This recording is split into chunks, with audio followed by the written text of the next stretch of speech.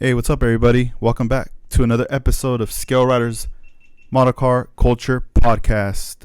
I'm your host, 65 Lokes, and I have the opportunity here and the honor to be interviewing Howard Gribble. How you doing, Howard? I'm doing great. Thank you for having us here. Well, thank you for coming. Yeah, this is so cool. We've been with Armando talking about having you on the podcast, and time flew by, and we finally made it here. Good. Yeah. So, I hope I can fulfill your expectations. no, yeah, that's cool. One thing, whenever I look you up on Google, and when I talk to people and your name comes up, is photography. You've been doing a lot of photography for many years and documenting a lot of cars and a lot of events. What is it that motivates you to still be photographing, and attending all these cars all these years? Well, it all started when I was in junior high, and I got interested in the custom cars I was seeing on the street and the hot rods, and the cars that the young people had. Not me; I was too young and too poor. But eventually, I would start to be more interested in it and start to want to get my own car.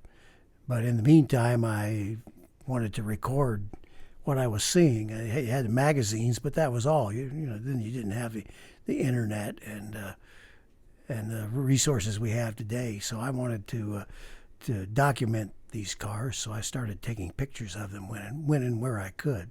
What kind of camera were you using at the time?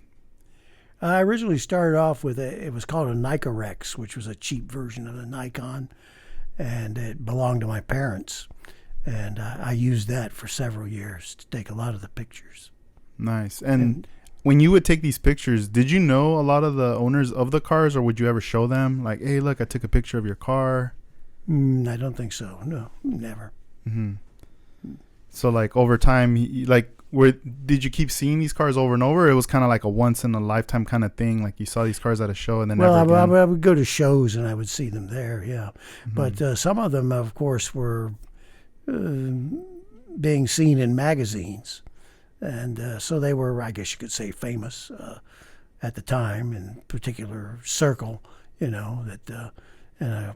Of course, those interest me. I wanted to take pictures of them, but I was also interested in taking pictures of the ones that weren't in the magazines that you wouldn't see otherwise. Yeah. Did you know that you were going to be doing this for a long time? Or did you just think, like, I'll do this for now until I get my car, and then I'll probably be done with photography? I don't know if I thought that far ahead, because I didn't make any effort to archive the pictures. It wasn't a systematic thing where I was going to try to get a picture of each car that I liked. It's just something that I did at random at car shows and on the street. Yeah. And was there other photographers that you would know or even collaborate at the time, or it was just kind of you on your own just taking these pictures? No, it was mainly just me on my own. Yeah. Oh, that's cool. What year would you say was like a year that stands out to you where you would see just lowriders that were coming out with either new colors or just the body style?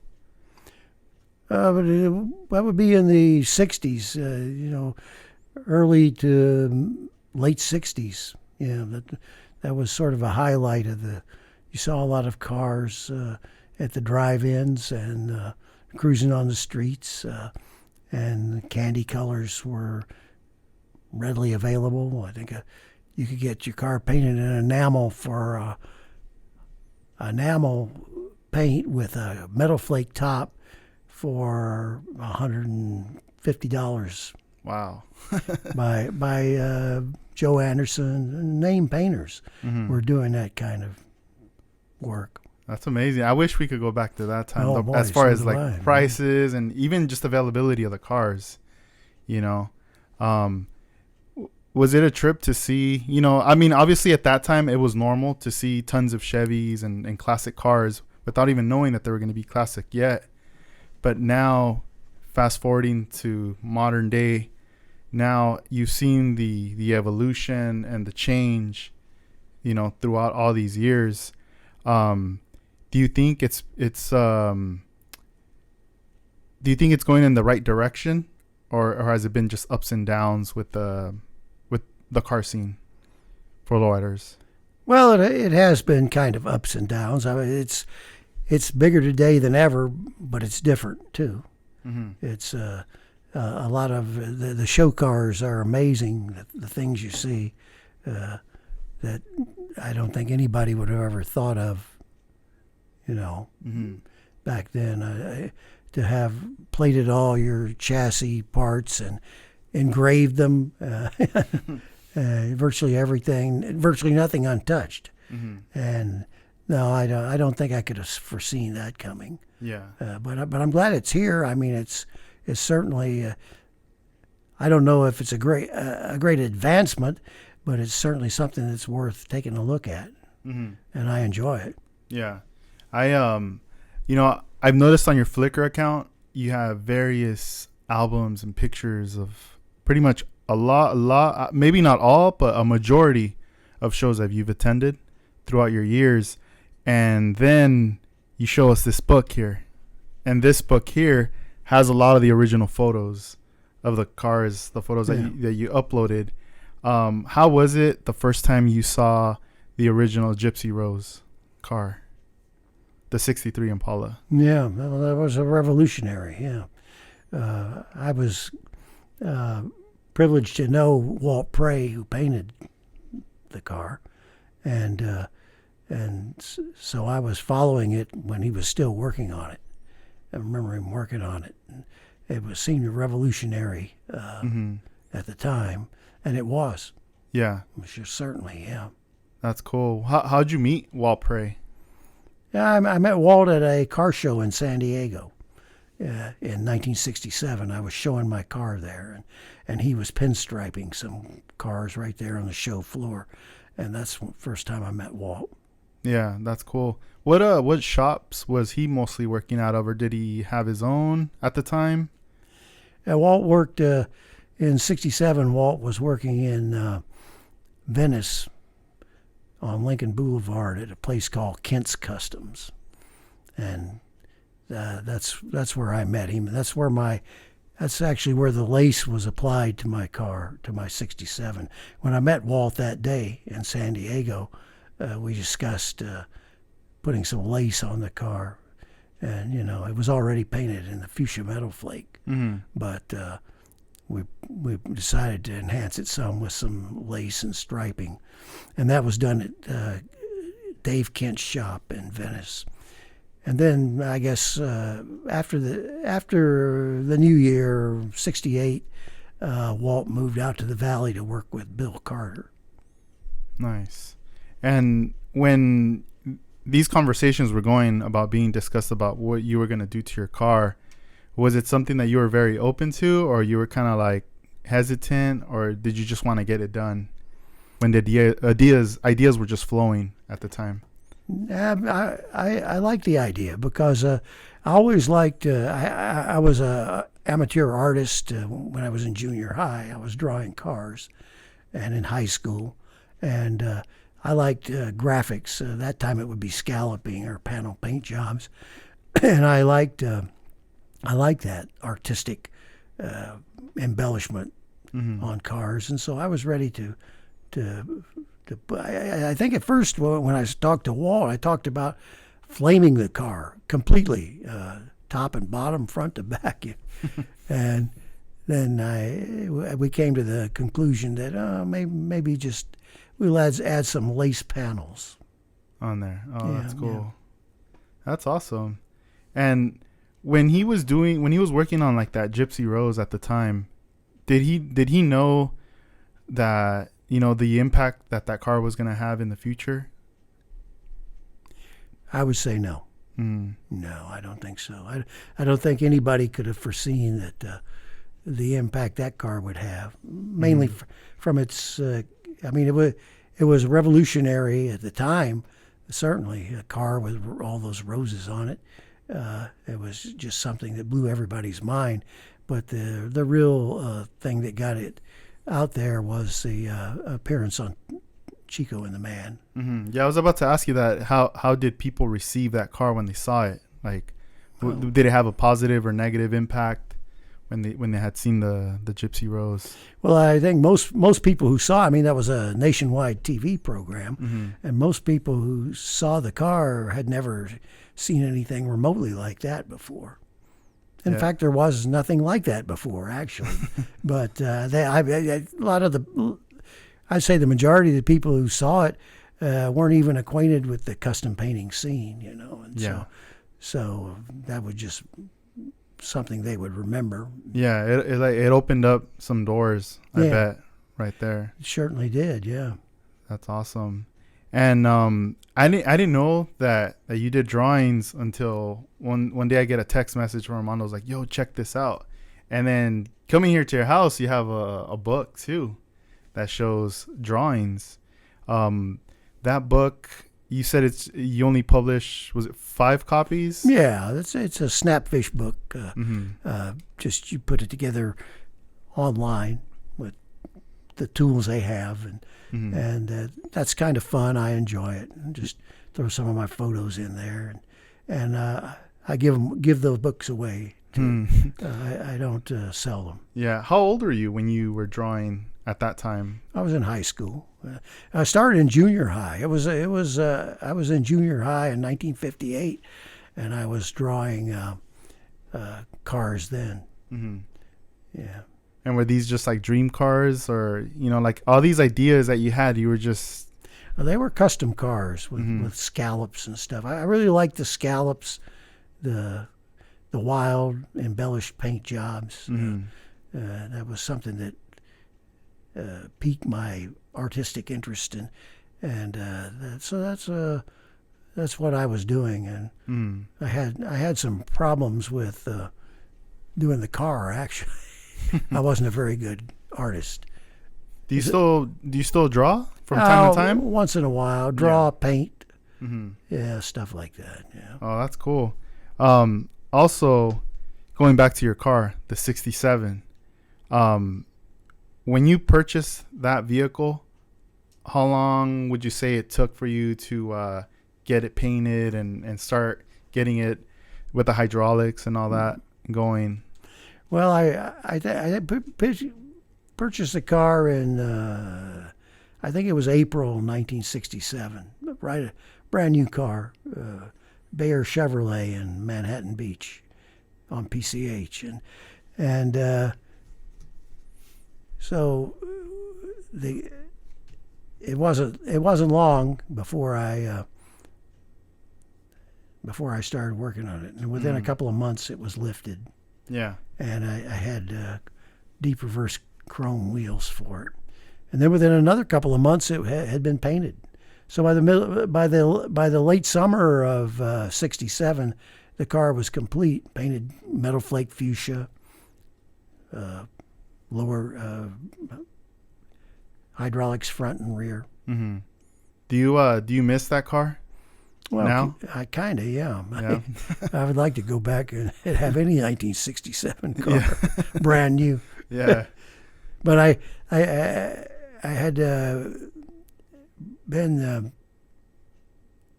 I'd always, when I was in high school, I couldn't even afford a car. And I'd be walking to school, and I'd see these guys drive by in brand new cars, and sometimes they even had enough money that they would be they lowered and they had rims on a brand new car, and I thought, wow, that's something, Yeah. So I said one day I'm gonna do that. How old are you when you purchased the '67? I was in my early 20s. Oh, okay. So it took a while. Yeah. Hey, that's cool. But you ended up, getting the car you wanted. And how'd you come up with the name Vintage Vino? I don't know. It just Well, it was fuchsia colored, kind of the color of wine. Mm-hmm. So I applied that name to it. It Yeah. wasn't a particularly good name. I think it sounds nice. Yeah. I mean, I like the sign, Vintage Vino. Yeah. I had seen one of the images, and it shows. I'm gonna read off some of the names of people that worked on the car. So on the sign he had like for hydraulics red. Yeah. He had done that. The metal flake. Let's see. That was the fuchsia color Yeah. that he had gone with. The rims were by Mr. M's. Yeah. Okay, and then we also the lace patterns at Kent's Custom Yes. Shop, and the pinstripe by Walpray. Yeah. That's cool. How long did you have that car for? That 67? I hate to say it, but about a year. Mm-hmm. And what happened? Like, what were you interested in after the year? Did you just decide you wanted to sell it or trade it? I wanted a Rivy. Yeah. Oh, nice. So I got one. I bought one used. It was a '66, Mm-hmm. but that's the direction I wanted to go. Yeah. Great looking car. Still a great looking car. Mm-hmm. Were you just like the first time you saw that 66 Rivy, you were just kind of blown away? Like, I need to have that car. Well, it seemed a step up from a Chevy. Mm-hmm. I mean, really, that's not so. The Chevy was all Chevys are good-looking cars, Mm-hmm. and particularly so when they've been customized. And but the Rivy was sort of the Rivy was that's a great-looking car even today. I don't think you can beat the style. Yeah. And that was sort of the ultimate custom car. And Was the name of that car the Uneasy Rider? Uneasy Rider. There you go. And that was not too clever either. But it was having lifts in it and with no shocks. Yeah, and you had that car like a lot longer, more than a year, or Well, more, yeah, 2 or 3 years. Yeah. Okay, nice. And going back to the 67, once you had that painted, the hydraulics and everything, did you immediately start presenting it at the car shows? Oh yeah, yeah. The first car show was in they had at the Palladium in Hollywood, and they didn't have enough room inside. There were some cars inside, but it was in a tent outside, and that was its first show, and that was September or October of '67. Yeah. How'd you feel? Were you like nervous or excited to bust out for the first time? Pretty much, yeah. Yeah. That's awesome. It didn't look that good in a tent. Yeah. The lighting wasn't what you would hope for, but. Mm-hmm. And from having the 67, the 66 Rivy, after that, what was next? What was the next car that you would own? The '66 Rivy. Mm-hmm. And after the 66 Rivy? Oh, well. The 64? Mm-mm. Or did the Bloody Mary come after that, or no, not yet? Well, Bloody Mary was a friend of mine, Alan Duke. That was his car. Mm-hmm. And that was at the same time that I had the Rivy. Oh, okay. Yeah, so we used to show the cars together. Yeah. But that was his car, Mm-hmm. Bloody Mary. I had seen on a website where they're showing a lot of your photos on this site, and they're speaking about that Bloody Mary car, and there's a photo that you took where it shows it got rear-ended, like the back is just smashed in. Yeah. What happened there? Alan, that was a different paint job. It was the same car, but it was painted. It was pearl and flake purple with lace. Very nice paint job by my friend Carl Darling. Did that paint job, and also painted the fuchsia flake on my '67 too. But Alan was driving that car in the fall of '68 on PCH, and he got rear-ended by a drunk, and it got smashed. That's how it got like that. Wow. And then it was rebuilt as the Bloody Mary. Mm-hmm. It really looks like, if you look at the pictures, it looks like it could have been totaled. And you wouldn't think that you'd try to make a show car out of what was left, but they did, and fairly quickly too. Bloody Mary was finished by the spring of '69. Wow, a lot of man hours About 6 on that. months they put in it, repairing it and painting it as the Bloody Mary. Mm-hmm. Came back with like a whole new look, Yeah. pretty much. Wow. And after time, was that car like an inspiration to you when you seen that car, like throughout the years? Because there's lots of photos where you were just like documenting. Well, yeah, Alan was a good friend of mine, and so that's why I took a lot of pictures and video too. I don't know. Have you seen? Yes, yeah. I wanted to mention that it's a 8mm. Standard 8mm. Yeah, my uncle had given me a camera, and it was spring wound, just a cheap little camera, And so at some point I bought some standard 8mm film and put it in there, and I only ever ran one roll through it. That's all. But on that roll was the pictures that you see, the movies of the. Wasn't well. There are a couple of seconds of the car as Bloody Mary, in just a couple of seconds, and that's all. But the rest of it is with that previous paint job. Yeah, because I did see. Yeah, it looks like it's in like two different angles, or where it's like different, and like the paint jobs are different. Yeah, and it's interesting. At that time when you had filmed that, did it ever want to make you transition into video? Or did you just want to stick with photography? Well, there wasn't any video then. Mm-hmm, okay. It was film. Yeah. And I kind of thought about it, but I never did anything about it. No, that was one roll, which is less than 5 minutes. Yeah. That I ran through that camera, that had that footage on there, which you can see now. You can see it on YouTube, where I'm known as Kid Deuce on YouTube. Or you can just search Alan Duke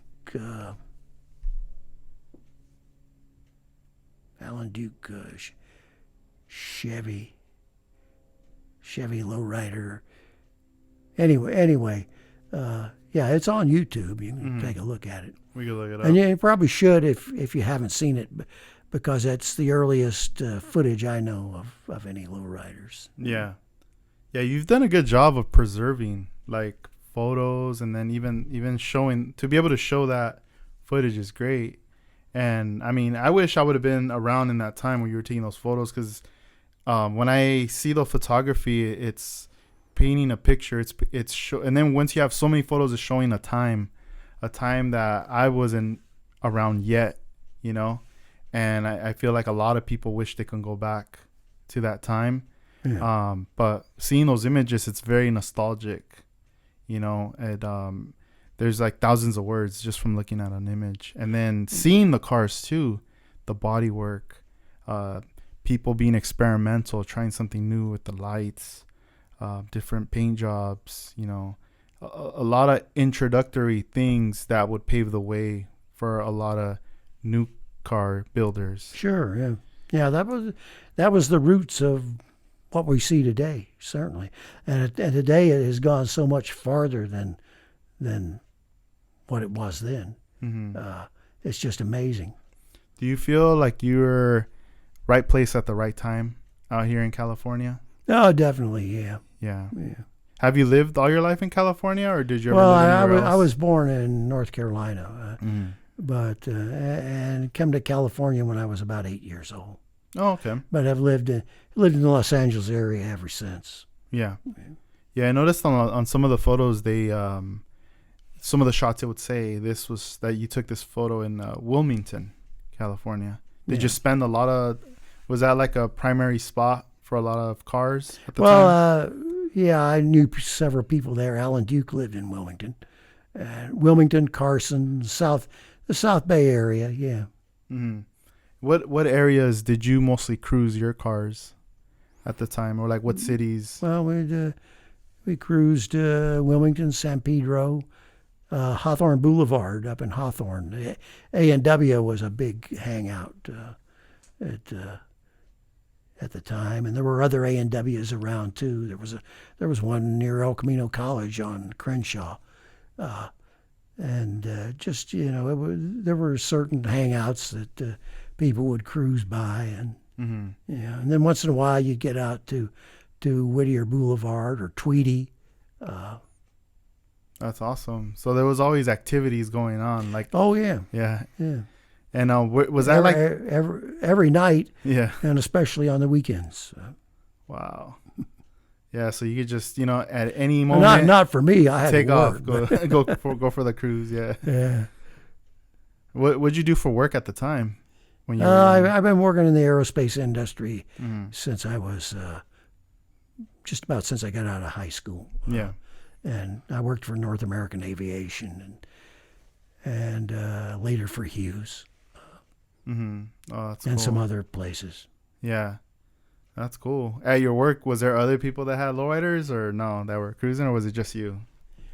There were other guys. There were some older guys who would have a picture in the top of their toolbox of one guy I remember had a '56 Chevy. It was lime green, and it seemed like it was real old, but actually that was probably 6 or 8 years before, back in the '50s. This was in the '60s. But an interesting thing about the word lowrider. Now, I was thinking about. I had a Plymouth. I bought a Plymouth in '66 with a Hemi engine that brand new, and I thought that was cool, And then I found out it wasn't even that fast really, and it in street trim, and I didn't want to get in trouble anyway, so I was thinking about getting rid of it. And I was talking to a guy at work. This is at North American, and I was talking to a guy at work about the kind of car I wanted to get, and I was describing the car, and I want to get a brand new Impala, and I want to lower it and put hydraulics in it and paint it and so forth. And he said, you mean a lowrider? And I said, well, yeah, I guess that's. I never heard that word. Oh, really? But I said, yeah, I guess that's right. A lowrider. That's when I heard the word lowrider for the first time, and I liked it. It didn't catch on right away among my friends, but eventually it did. Started to get, and then War came out with their song and so on.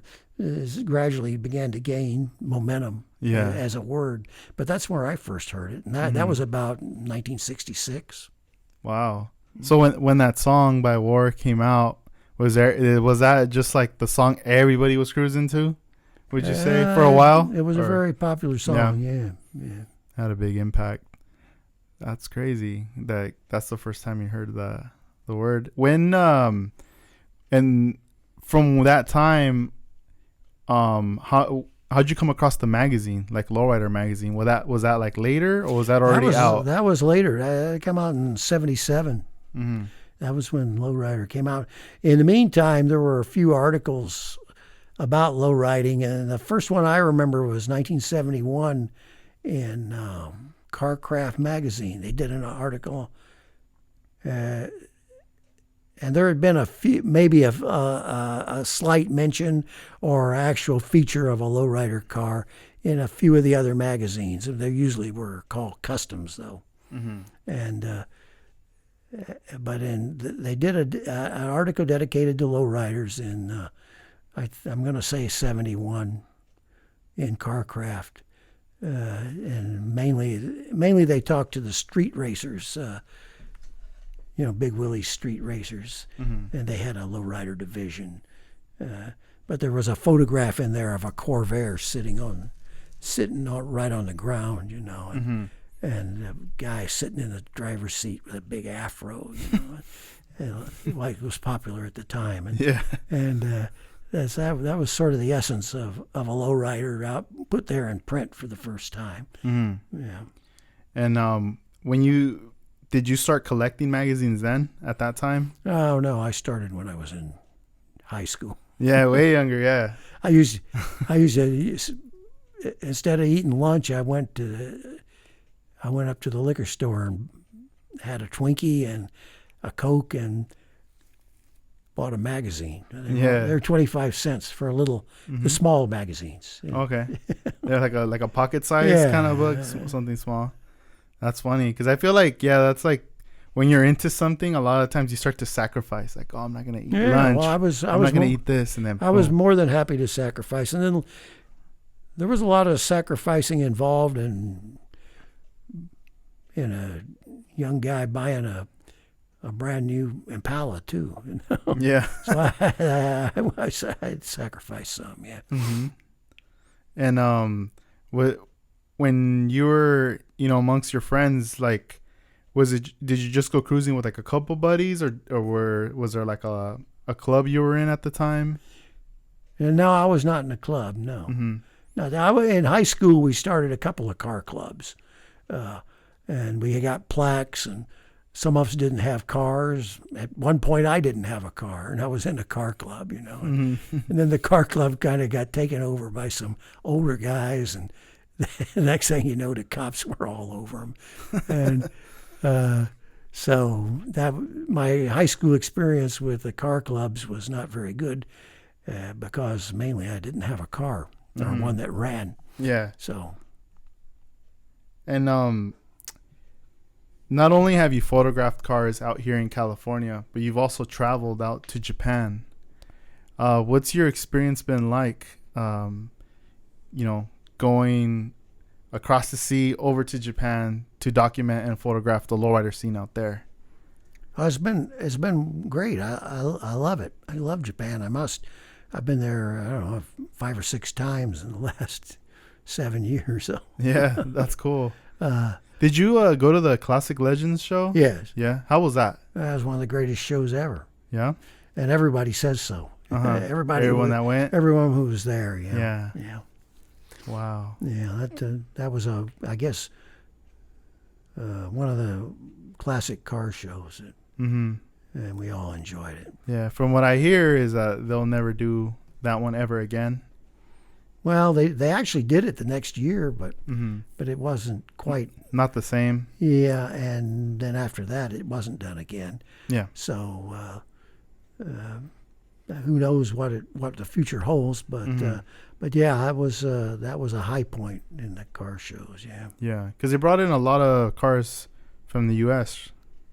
out there. Well, right? I wouldn't say a lot, but they did. They did have Gypsy. Okay. Gypsy Rose was there, and the Albas brought their car. Yeah. I always wonder how that works. Like to transport the car. What type of like licenses or things through customs you have to go through in order to. Yeah, well, I don't know really, but I'm sure there's a lot of that stuff. Yeah, and it's rather expensive. Yeah. I've been told it's quite a bit more expensive to ship a car to Japan than it is to bring it back.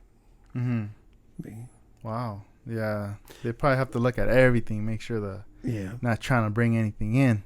Yeah. Well, that too. Yeah. Yeah. But it's just the economics make it more expensive because there's not that many cars actually going to Japan from here. I mean, hardly any manufacturers' cars. Yeah. But like a lot of them coming here this way. So, but the cars for the show, they ship them in containers. Yeah. In 2017, I had the opportunity to go to Japan for the first time with Armando, Juan. Also, Jeffries was out there, and we attended the Moon Eye show. That was 2017, and you were there. Yeah. And that was the first time I saw you, and I got to like meet you. Really, I know you were like busy and taking photographs and speaking with people, but I remember I was with Jeffries, and I said what's up to you real quick, and then I was like, yo, let me take a picture of you guys, and then I just kind of wander around taking photos, but. That was my first time at a Moon Eye show in Japan, and I took a lot of photos of like the custom cars, but I was mostly focused on the lowrider cars, like Next Movie, his car, and it wasn't until I got home and then maybe later that I started to appreciate a lot, and I started to notice like a lot of the custom cars in my photos that at the time my eyes hadn't opened up too much to the custom world. You know, it was mostly just focused on Lowrider, but I was just blown away. Like, what's your opinion about that show, the Moon Eyes? Oh, that's a great show. Great variety. Mm-hmm. A lot of motorcycles. But yeah, it's something that they present the American car culture to the Japanese, and they do a good job of it. Have been doing it for a long time. Mm-hmm. Yeah, I enjoy the show. I've been at least 5 times. Yeah, are you planning on going maybe this year? Possibly, yeah. Yeah. So that's kind of one that you always have in your books, in your calendars. Yeah, like, seems like it. Yeah, this is like a must. Yeah, it seems that early December it's time to head to Japan. Yeah, that's cool. How long do you normally stay out there for in Japan? I've stayed as much as a week, Mm-hmm. but since I've been so often, usually I'm just go for the show and come in on Friday and hit the setup on Saturday and the show on Sunday, and Monday I'm flying back home. Mm-hmm. It's crazy how like so much stuff happens within that week, and then it's like you're. But back. it's not. It's nice if you can stay a while, and the people are real friendly, and they like to show you a good time, take you out. I know you guys know that. Yeah, that's for sure. And so I mean, it's really a lot more than a car show, really, if it can be. Yeah. And also from photographing, I've noticed you've also documented model cars on your on your through your photos, through your camera. What's your view on the model car scene now from what you're seeing in person at shows, and also like if you see anything like online model car based? Oh, well, I love it. I love model cars, and always have, although I've never had the patience or the skill to. All of my attempts at model cars ended badly, let's say, or which is to say they probably didn't get very far as being getting finished. So, if I don't remember I ever made a model car that I finished. Yeah. So, but I admire them when I look at them, and always have. But the way the game is now, guys like the ScaleRiders and Armando and all you guys, it's just amazing what you do. It's and amazing is the word for it. Just to do that with the model cars, yeah, I love it. And then of course there's Jeffries who is on a different plane with with his remote control hoppers, you know, and that's amazing too. Yeah, that's cool. Because it's kind of a trip, right, to see it like in a miniature scale. It is, yeah. And I don't know, maybe I should concentrate more on what I'm looking at, the car, but I can't help. My mind goes to how did a guy do this? And think about a guy just sitting at a table and working on that thing that I would I just give up. Mm-hmm. It's crazy because that is true. Like when someone sees the model, that question is rattling through your head. Like, yeah, how do they do that? How do they do this and that? And then later, what kind of clear did you use? What kind of paint? All these questions just start to come out. So much of it, I look at it and I say, well, it would be easier to do a real car than it would this little model, you know. Yeah. Really, you know, it really takes a very unique and special skill to be able to do that. Yeah. Sometimes, like when I look at photos, you know, like some of the ones that you've done, that you've taken, I look at a lot of these cars and I see stuff that I had never seen before. Custom grills, chopped roofs, and all these different patterns. So when I look at those photos, like for those builders, I see them as like they were being experimental and like pioneers, bringing stuff out, right, for the public. So me looking back, it's like I get influence from that going into my model car, and at the same time it like it pushes me to be a little experimental myself, to say, oh, let me go down this path, let's see where it ends, or let me try this new. But I feel like now some people are kind of starting to look even at the model cars as like a concept car, like, because even I'm seeing stuff that people have done on model cars, and then later you see those similarities like on a new car right now that someone's working on or busting out with. Yeah. And I'm thinking like I wonder if, like having photos and then having a model car, it's like now you have two blueprints to help you create a new creation. Because I know some people, they're right off the bat, they have that idea, like they're talented, like I have this vision for my car, what I want to do. And then some people own the car, but they have no vision, like they don't even know what they want to do. And they kind of go up to a painter like, oh, just paint it blue or whatever, do something crazy or do something, But I feel like some people, they're going to go back based on the eras they liked, but then they're also going to look at a model car like a mock-up of like, I want to see.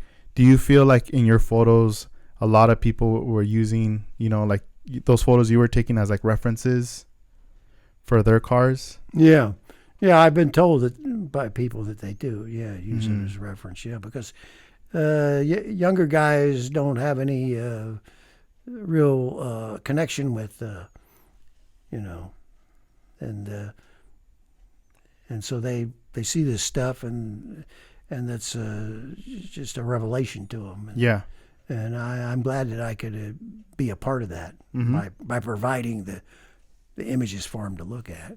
Yeah, because it's like, if you think about it, you got to see, the 60s, 70s, 80s, the 90s, up to 2000s, right now 2000, and then 10. Now we're going into the 2020s. It's like decades on decades of the different eras of cars that you got to see, and it's been awesome that you've been taking advantage of the time documenting everything, and you're sharing it too online, and it's helping people. Even just going through this book and looking at the original photos, it's something else.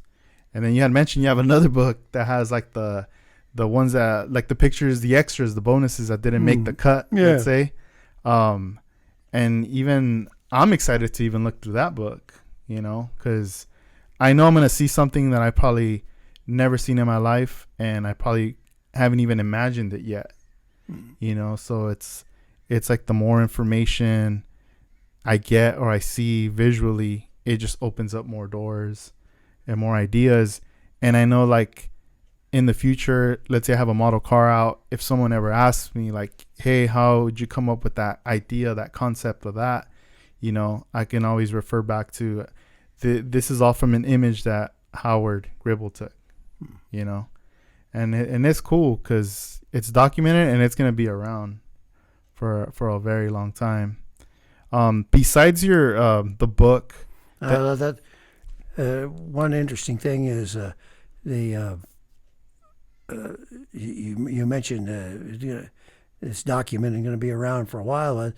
Up until about 10, 12 years ago, I don't think a half dozen people ever looked through that collection of pictures. And it was just a pile of photos, and I didn't have it. Well, I did originally have it in an album, and the album fell apart, and I took them all out. Just a pile of photos. But I don't think a half dozen people ever really looked through that collection. I don't think they were interested. People I knew. I don't know, but they didn't. And so when I put it online, I didn't know whether there would be that much interest. Yeah. It's just something I said, well, I got all these pictures. I'm on Flickr now, and I said, well, why don't we put some of these up and see what. Yeah, because you have a lot of followers on Flickr that are like people that are viewing these images, on there, which is pretty cool. And it's easier for people to see. And this way you preserve your originals. I know not the whole world's going to be able to walk in your door and like flick through the books, but still you preserve your original photos, and then online we share. Yeah. Well,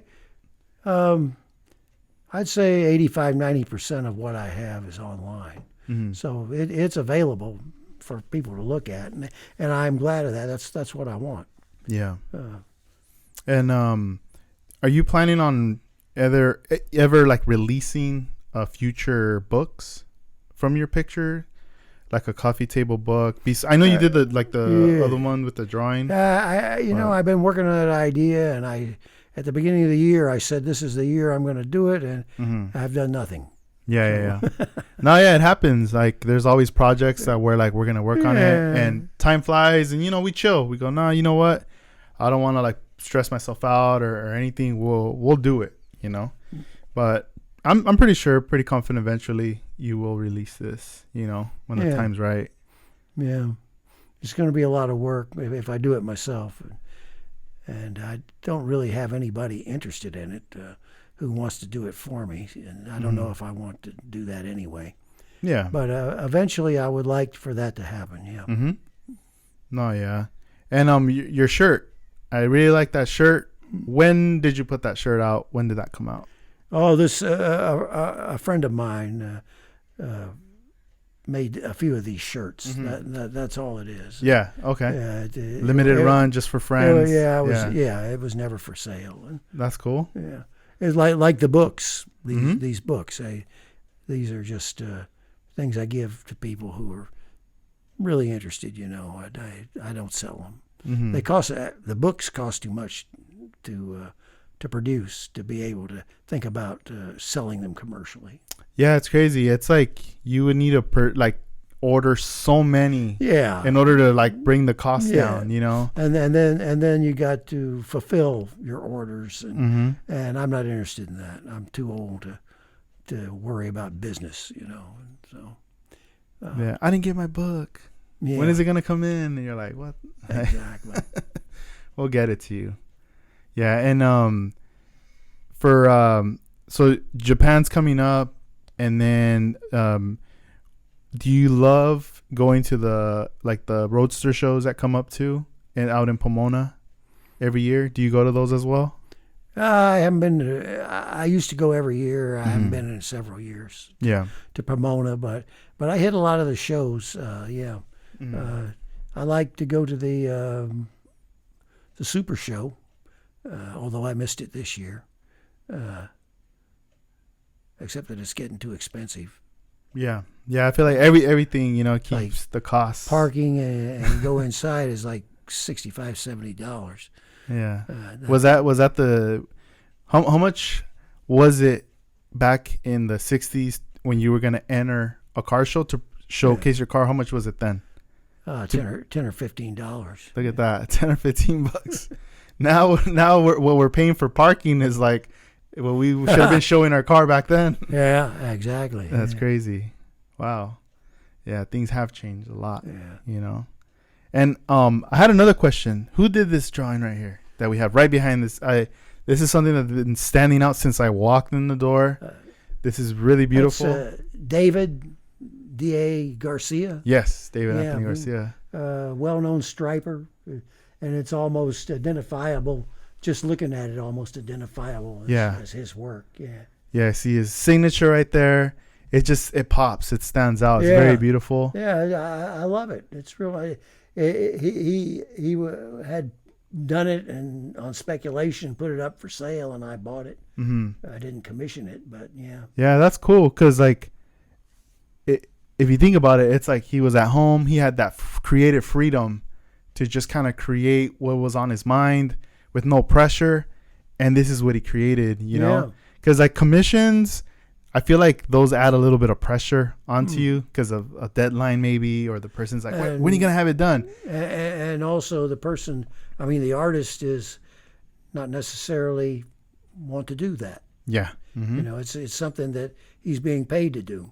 Whereas if just his free expression is usually produces better results. True, I agree. Yeah, you couldn't have said any better. Free expression. That's That's a really nice art piece you have there. It is. And who drew that up there? That's a drawing of you with your camera. That's Night the Funkster from Japan. Nice. Fabulous artist from Japan. Mm-hmm. I don't know if you're acquainted with his work. I do follow him on Instagram. Yeah, he's an amazing guy, and he did the larger one below too. Yeah, he also did that. That's amazing. Wow. So when you go out there, you meet up with them. I have. Out in Japan. And he's been over here once. Oh, that's cool, man. I really love that one. Who drew that? A local girl, Adriana Avia, did that for an art show it was at Lincoln Park a couple of years ago, 2 or 3 years ago, and she chose to paint my car and asked for my permission, and I said, of course, yes. Yeah. And then at the conclusion of the show, I bought the painting. So. Yeah, is that so we're in the L.A. river bottom there? Yeah. Okay. Yeah, and Sixth Street Bridge. In the background, yep. Which is no longer there. Yeah, the iconic. Going to have a new one, but yeah. Mm-hmm. Yeah, that's awesome. So not only photographer, but also collector of art pieces a little bit, as well. Yeah. That's awesome. Man, these are cool. I really like the setup here. And like right here, obviously we have your computer. So most of the time, do you spend like editing photos or working on stuff? Yeah, right here, that's what keeps you busy. Yeah, yeah, that's great, man. You got a lot going on. I mean, out here where you live, you're pretty close to, L.A. and everything is pretty much surrounded where you can go, especially when you want to go to Japan. And LAX ain't too far from here. You're ready to go anytime. Yeah. So it's all set. Yeah. That's cool. And for the Bloody Mary Part 2, did that car take a long time to make? Once we got started on it, well, I bought the car. I think it was 2011, and right away I had it. I got the Astro Supremes for it, and I had it lowered and hydraulics put in it.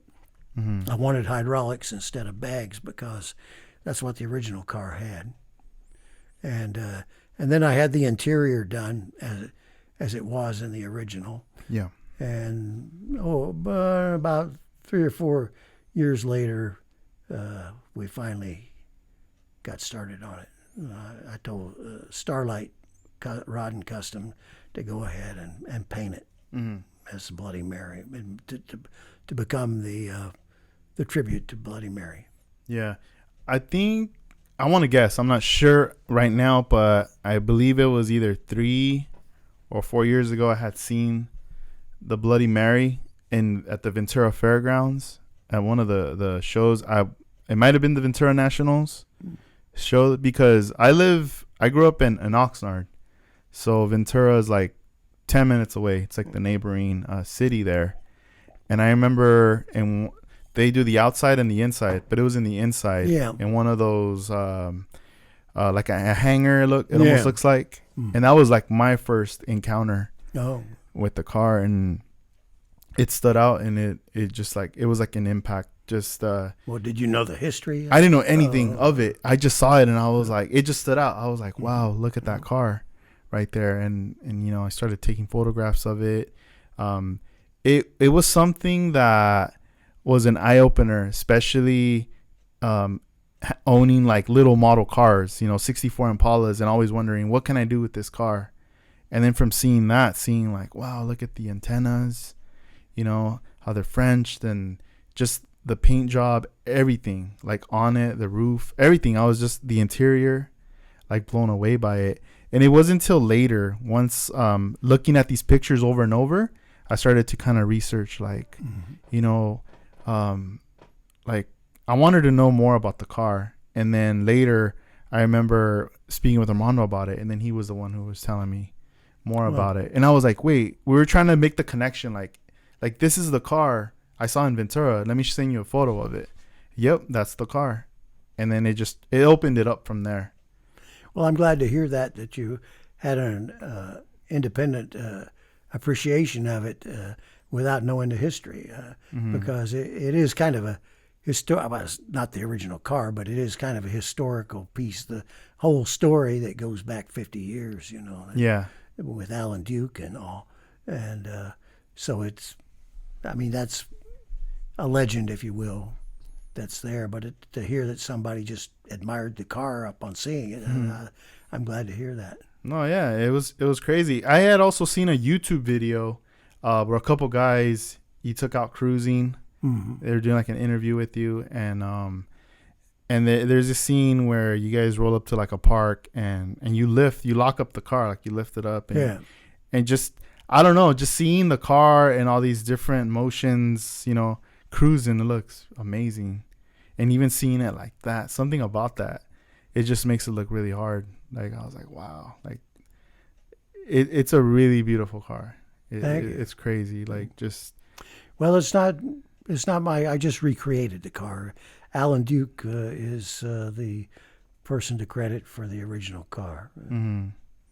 Yeah, but man, I don't know. Just seeing the way it looks, and even when you're driving it and you're just hitting the gas and going for it. Do I look cool?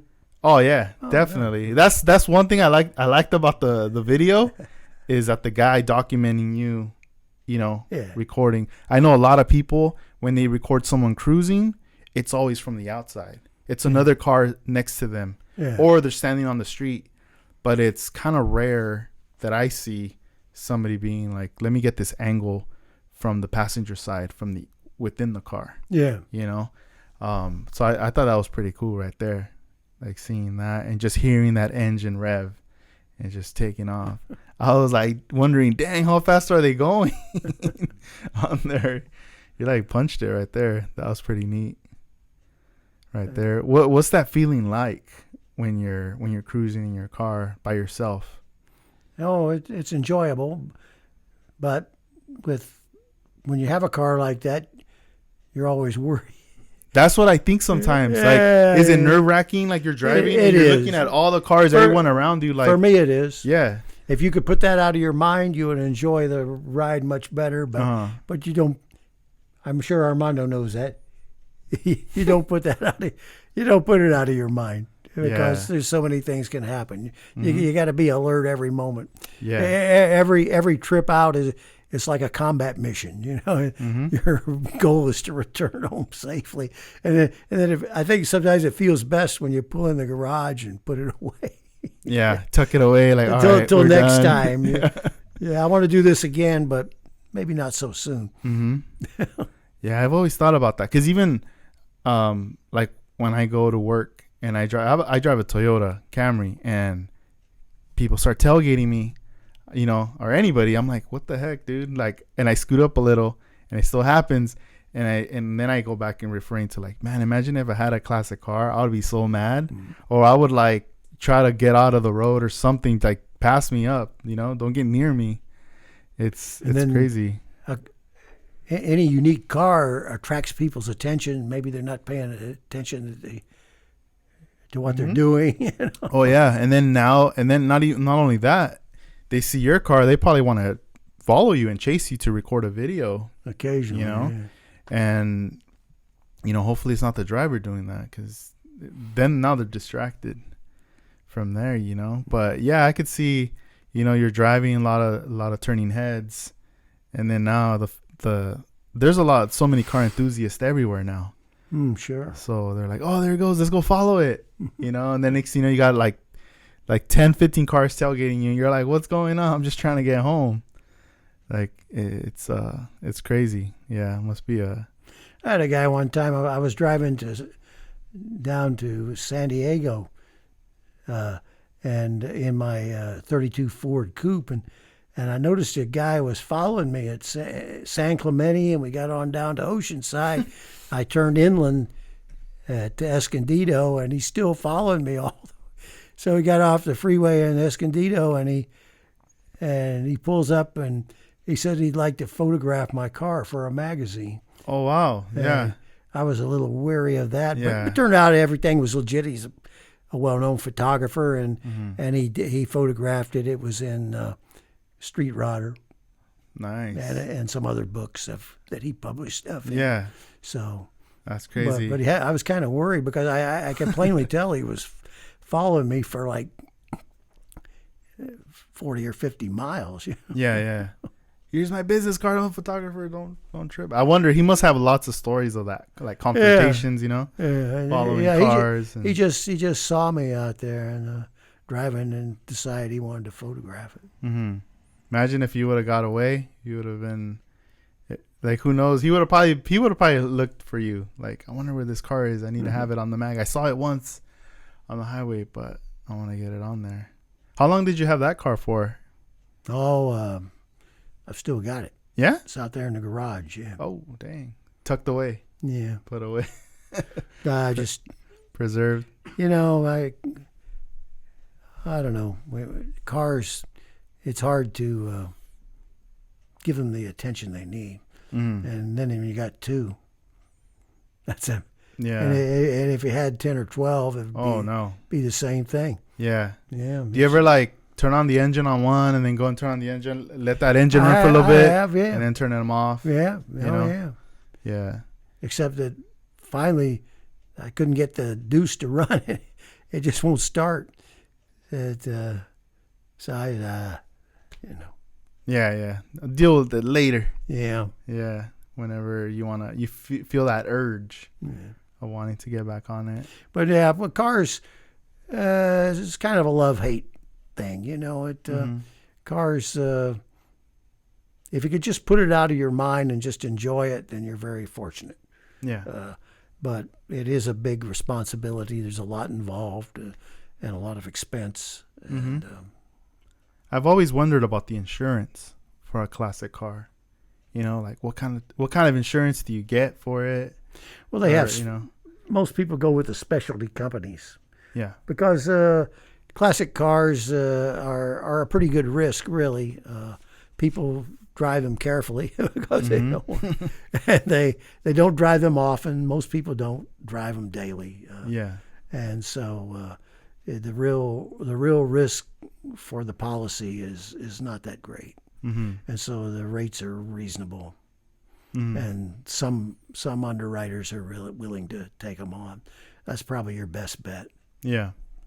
Yeah. It's Instead of talking to somebody who doesn't even know what it is. Yeah, that's true.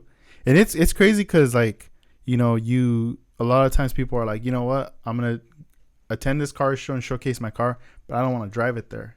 I want to tow it there or carry it there. And it's pretty bad and a shame sometimes. Freak accidents happen. There was like one a while back that like the box caught on fire and then the car caught on fire. You're like, dang, like it sucks, but you could tell that like everybody who's like a car enthusiast, that's like the last thing they want to see. Oh yeah. Or photographs of like someone saying, hey, check out, this car got hit by this car, and it's like you see a classic car just like dented up and everything. Oh, yeah. You're like, no, like there's gonna be a lot of work. You see it occasionally. Mm-hmm. Yeah.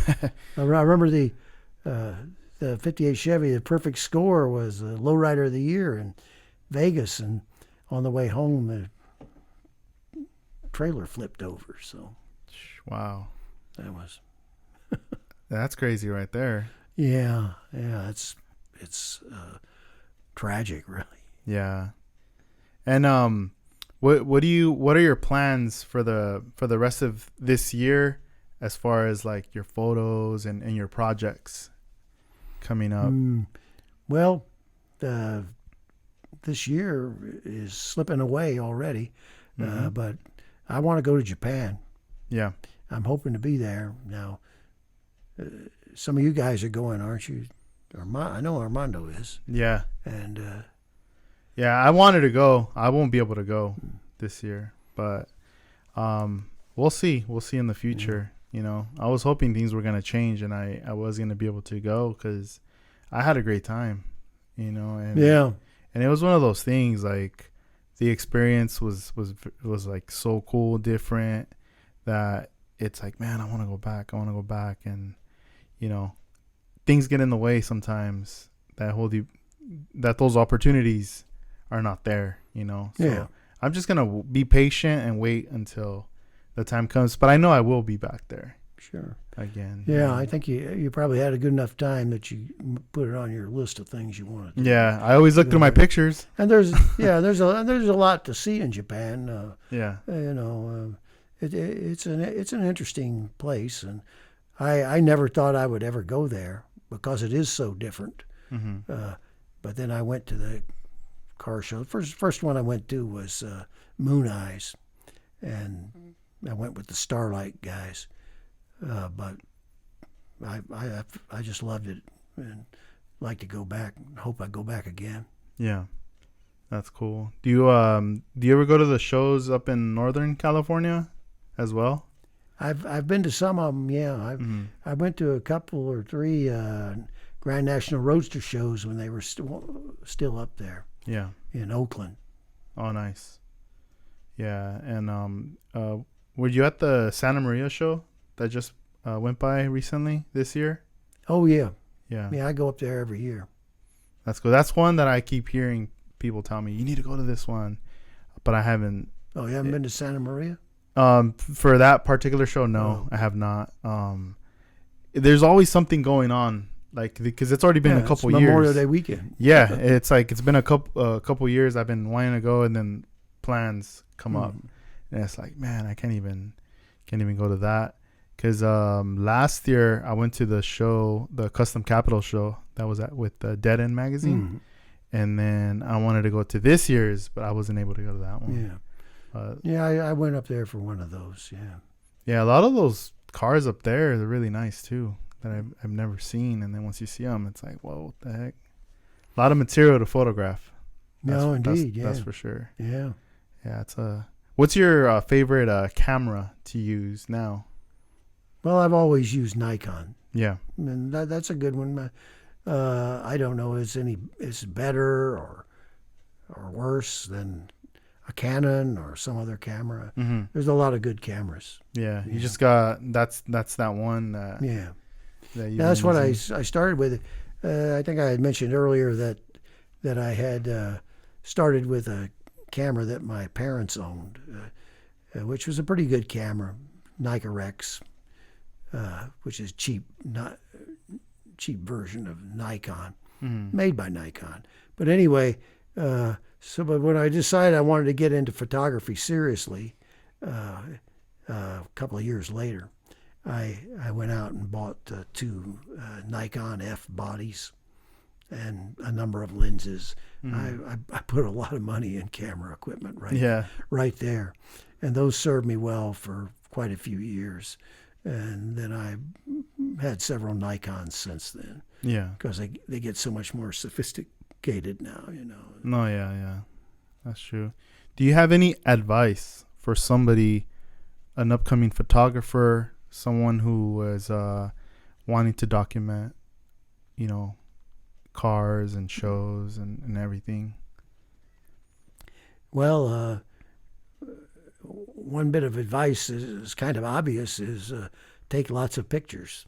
And now, when I was taking the pictures in this album, I had to buy the film, I had to pay for the processing, and have them printed.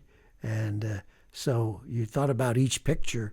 You had a roll of 24 or 36, and maybe you could afford a couple of 3 rolls for a big show. But you had to think about, okay, this thing's going to cost me whatever it all amounted to, 25, 35 cents, whatever it was for each print. Yeah. So think about it before you take it. Now you don't have to do that now. But you can take it. You can take 1,000 if you want, and I have. I don't know that I got any more. Actually, I did not. I did not get any more good pictures. So maybe the bit of advice would be, you don't really need to take all that many. You just need to take good ones. Yeah, the right angle. Yeah, the right angle. Yeah. That's good.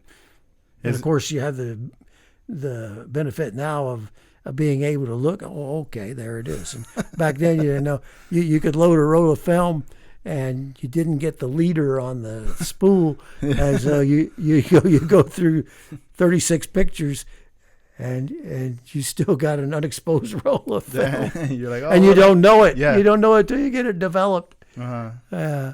That's happened to me. Yeah, that's crazy. That's interesting because even like back then, there was a lot more places to get your film developed. Yeah. Now it's like less and less. Oh yeah. You know. Yeah. It's a trip. Is there anybody out there you would like to shout out that's listening to the podcast?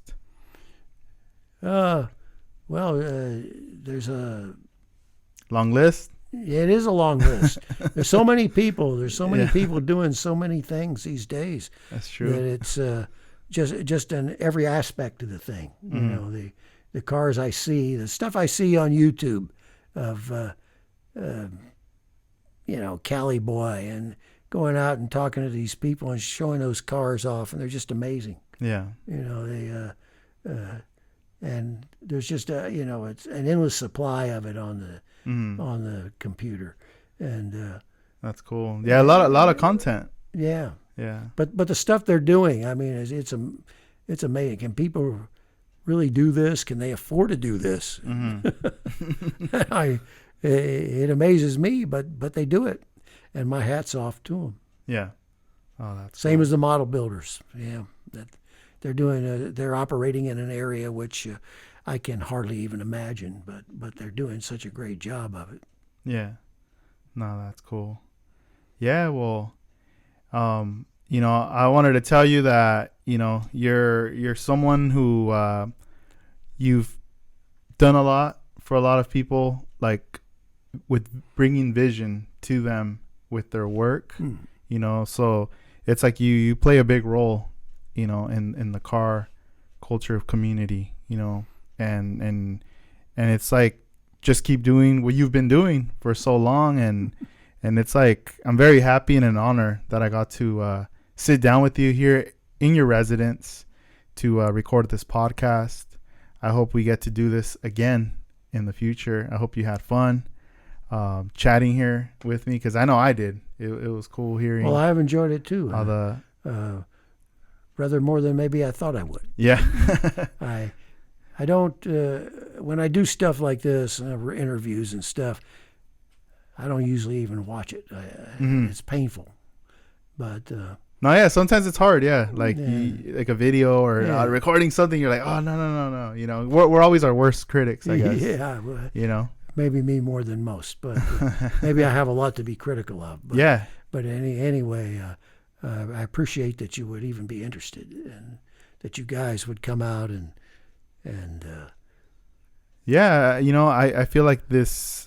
We wanted to make this happen. We wanted to do this. Well, you must have, if you come out on a Sunday morning, and yeah, you could be doing something else. And, well, yeah, but I think to us, we like this, and it's something that this is like a rare opportunity too, because a lot of things can get in the way. We get busy or scheduling or whatever, but I'm really happy that we were able to do it. And at the same time, it now, whatever questions that I had, they got answered. Now when I look at your images online and things, there's going to be more of a connection. Good. Like a back end story. Yeah. Now I know, exactly. And that's where I'm really happy with. And well, thank you, Howard. Thank you. It was a pleasure. It certainly was. Yeah. I enjoyed it. Yeah. And hope we do this again. For the listeners out there, I'm going to post up the link to Howard's Flickr account, where you can see his photography photos that he's shared throughout the years. And then you're also on Instagram as well, right? Yeah. But do you use it kind of? Not very active. Okay. I'll put the link as well, Yeah. Facebook, I'm pretty active there. Cool. I'll share that as well.